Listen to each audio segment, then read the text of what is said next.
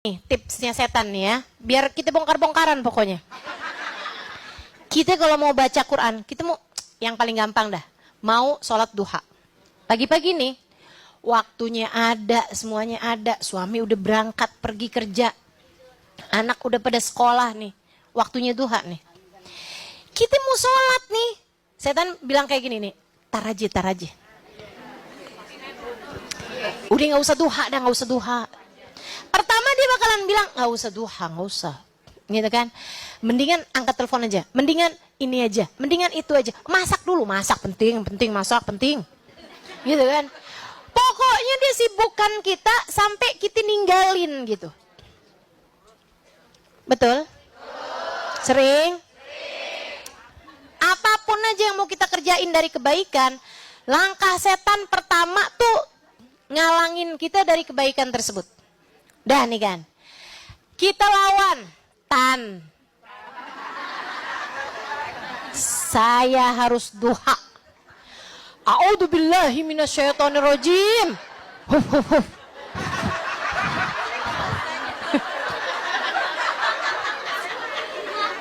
Usir dah.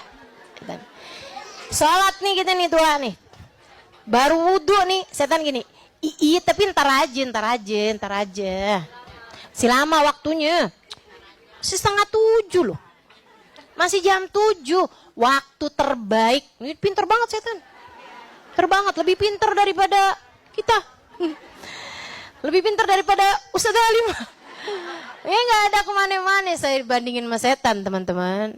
Jadi gak usah kagum ilmu saya gitu ya. Gak ada papanya sama setan. Halim terus cemen. Kata setan gitu. Sehingga sekalian saya muliakan, lebih pinter setengah mati daripada kita gitu kan. Jadi setan tuh langsung nih, kamu gak tahu waktu terbaik buat sholat duha 1/3 pagi. Jadi sekarang belum masuk waktunya. 1/3 pagi tuh jam 9, nanti gak tahu apa ilmunya. Gitu tuh, setan ngebisik-bisikin gitu kan. Tar aja. Tujuannya dia adalah buat sampai bikin kita, ya lewat deh. Sering. Enak aktsar ahli nar minat taswif. Kata guru saya Hubabah Nur menyampaikan hadisnya Nabi Muhammad, kebanyakan teriakan ahli neraka dari menunda-nunda. Ya ampun, coba tuh hari saya. Gitu. Dia sedih banget ketika ngelihat amal ibadahnya, ya Allah, saya nggak ngerjain ini, saya nggak ngerjain itu, saya nunda tuh hari, saya kenapa tuh gitu. Oke, jadi kalau setan bilangin tar aja, kita bilang kagak ada ceritanya, sekarang.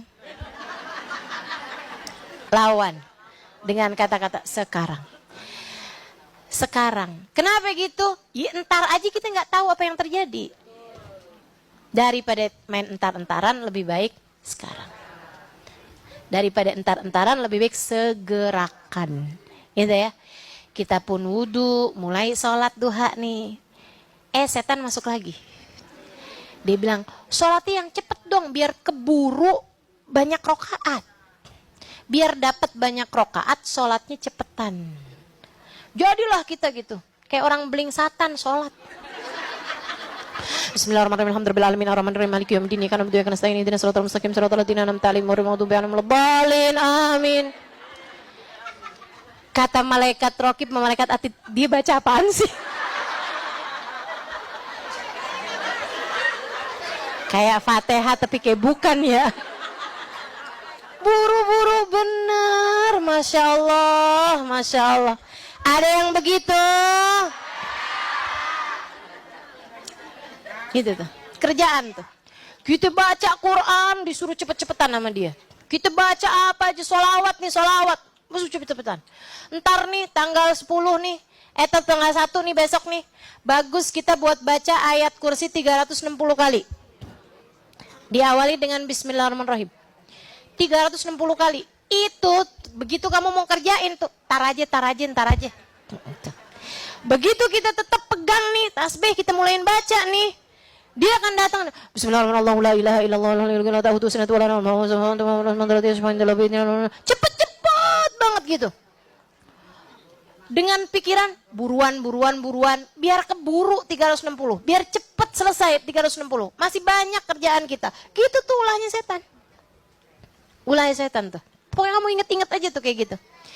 Teman-teman saya sekalian, nanti tuh kalau kita bilang nggak mau tan, saya mah lebih baik 2 rakaat tapi istiqomah, khusyuk gitu enak gitu kan, daripada banyak rakaat tapi saya nggak bener. Dah, saya mau meruku bener, i'tidal bener, Fatihah bener, enak dah. Saya mendingan ibadah dikit-dikit tapi enak gitu. Udah. Nanti tuh setan masuk lagi dari jalur riya. Masih belum kelar nih. Udah gitu bagus bener-bener nih. Dia mau jalur riya gitu kan. Begitu ada yang suami manggil atau apa gitu, telepon bunyi gitu kan. Habis selesai gitu kan. Ntar nih lagi sholat. Tujuannya biar iya seneng aja kalau orang lain tahu gitu. Giliran kita udah bilang, ya Allah astagfirullah, ini sholat juga belum tentu diterima sama Allah. Abisnya udah nih berhasil nih, kita nih gak ada ceritanya buru-buru, semuanya enak, khusyuk apa semua. Masih itu, abis kelar nih, udah selesai nih. Setan masih juga menyuruh kita buat sum'ah. Udah selesai, ibadahnya udah selesai, orang gak ada yang tahu juga. Orang gak ada yang tahu juga. Tapi itu kita kayak ada rasa kepengen orang lain denger gitu. Teman-teman saya sekalian. Akhirnya suami nanya atau temen nanya gitu, kamu kalau pagi ngapain sih? Ya duha lah.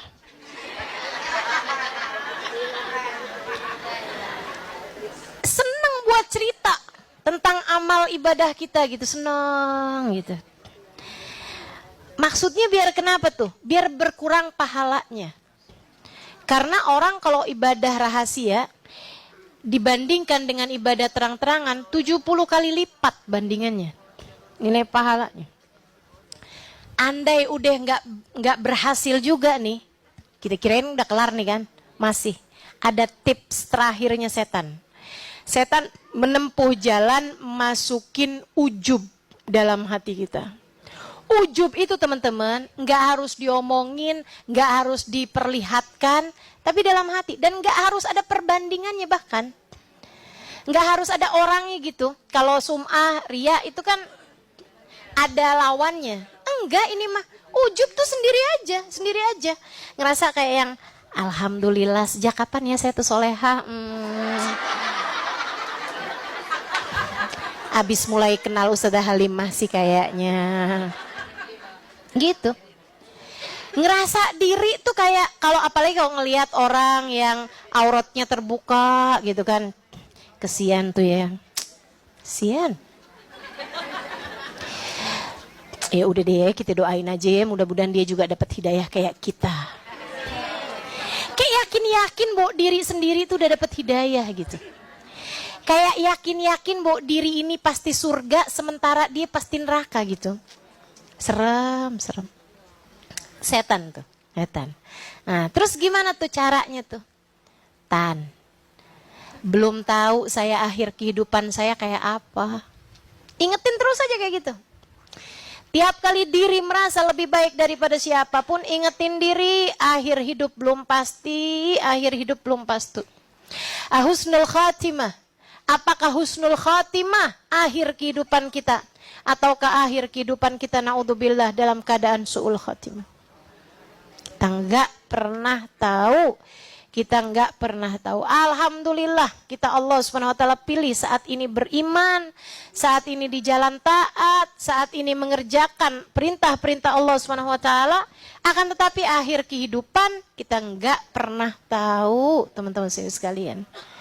Maka tiap kali datang ujub, astagfirullah, setan ibadah lebih banyak daripada saya. Iblis ibadah lebih banyak daripada saya. 70.000 tahun lamanya dia sujud di atas muka bumi dan sujud di atas langitnya Allah.